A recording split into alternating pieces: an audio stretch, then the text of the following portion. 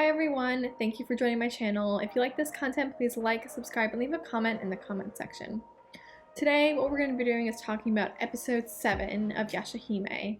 So, as a recap and analysis, we're going to dive in. The first opening act of this episode is Toa is scenting a demon coming as she attacks it, and as she's attacking it, Kohaku comes in and helps, as well as some of the new characters from the Demon Slayers. The first is Nusuke and Rokuta. So they come in, they attack, and then Hisui and Satsuna finish off the job. After they do this, they go back to the village and Toa goes to sleep and she dreams of her sister. She wakes up and she realizes that Satsuna has left her because she didn't want to wake her. Maybe she doesn't look at her as being reliable. So Toa's like, okay, fine, I'm gonna go off and do my own thing. I'm gonna look for the dream butterfly in Mount Masubi. While this is happening, Kyuki, one of the four perils, boards a ship and she's in front of Kirin-Maru. She lets him know that the girls have defeated Tokotsu, and Kirin-Maru basically asks, who is he? Doesn't seem to really remember Tokotsu, and Kyuki basically says, oh, he was one of your underlings, he was one of the four perils. So Kirin-Maru's like, oh, okay, he must have been powerful. Doesn't seem to care nor know about him, which I think is hilarious. It's also telling that there's something else going on here, so that's interesting. And Kyuki basically says we should get rid of the girls. And at this moment, Kirin-Maru takes a bite of a grape and says, it's not in my taste. Now, what this means can be taken in a couple of different ways, because Kyuki responds, okay, then I will take care of them. So it's not in his taste as in he doesn't want to take care of fighting them, or it's not in his taste like he didn't like the grape. Not too clear, but there's something there. So it kind of picks up and Toa is walking. She's going the wrong way. She's looking at a map and she's like, where am I? I have no idea where I am. And at the same time, someone's in the tree, they're having a grape, and they say, it's not in my taste. Sound familiar.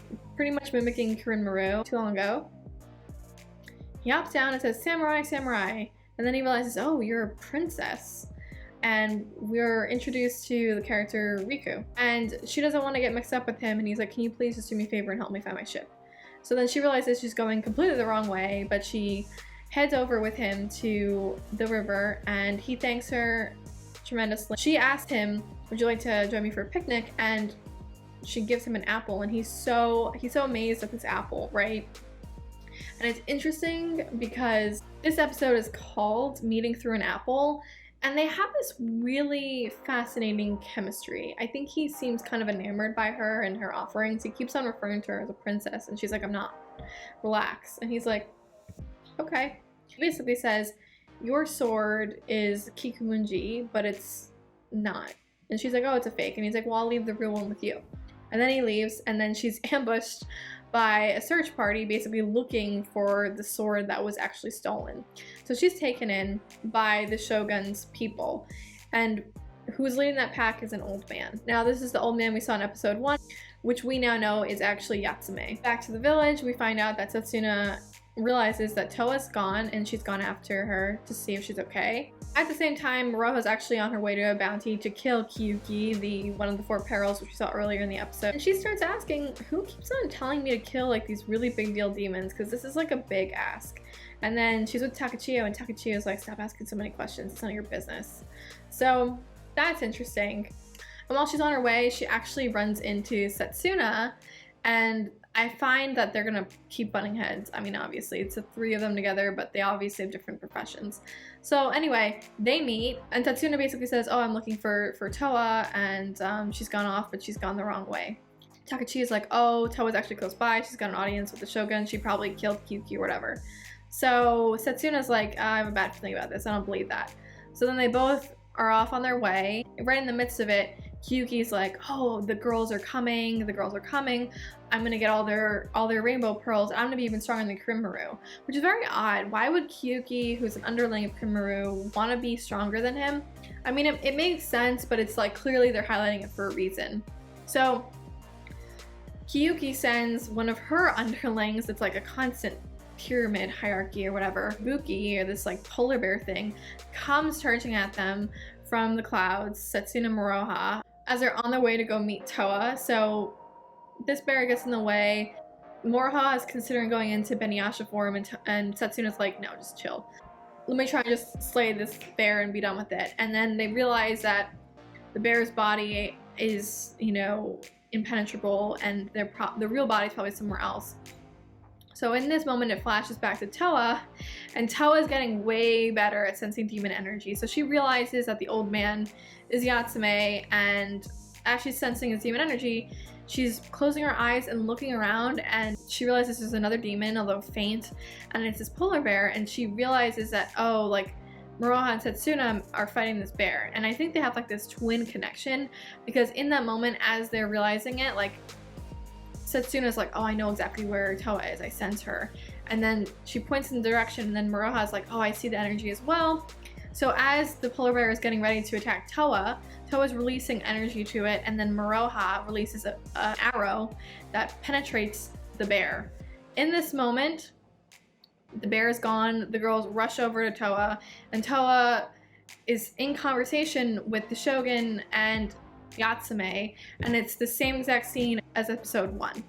So all in all, this is like a really cool way to tie everything together, and I'm happy it happened this way, because I was anticipating that they wouldn't have a full circle moment until much later in the series. So to see it happen now, I'm pretty happy, because I wasn't ready to wait that long.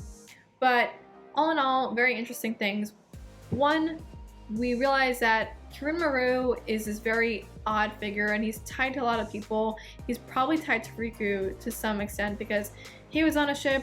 Riku was a pirate who got cast ashore somehow.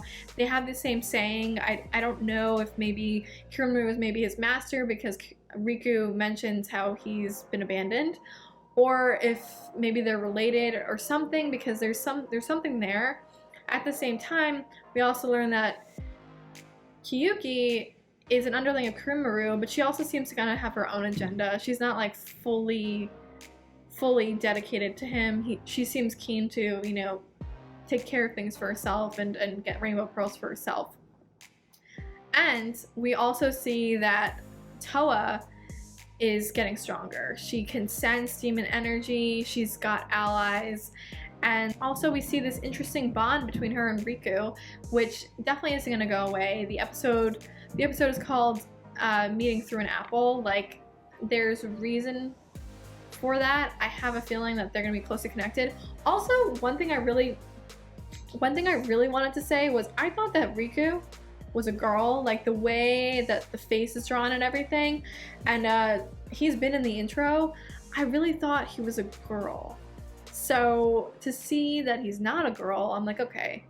And you know what? I was thinking about it. Toa is a girl, but she dresses like a boy. Like, he has this feminine metro masculine thing going on. So if they were a couple, which I'm kind of shipping right now, even though it seems like he has some agenda against her, at the same time it seems like he likes her, I'm shipping them, and I think it makes sense, because like, she's got this masculine feminine energy and he's got this masculine feminine energy. So that's actually really cool, and I think it sets up for future episodes, so I'm looking forward to that. But anyway, that was my recap and analysis. What did you guys think? Did you like the episode? Did you hate it? Like, subscribe, and leave a comment in the comment section.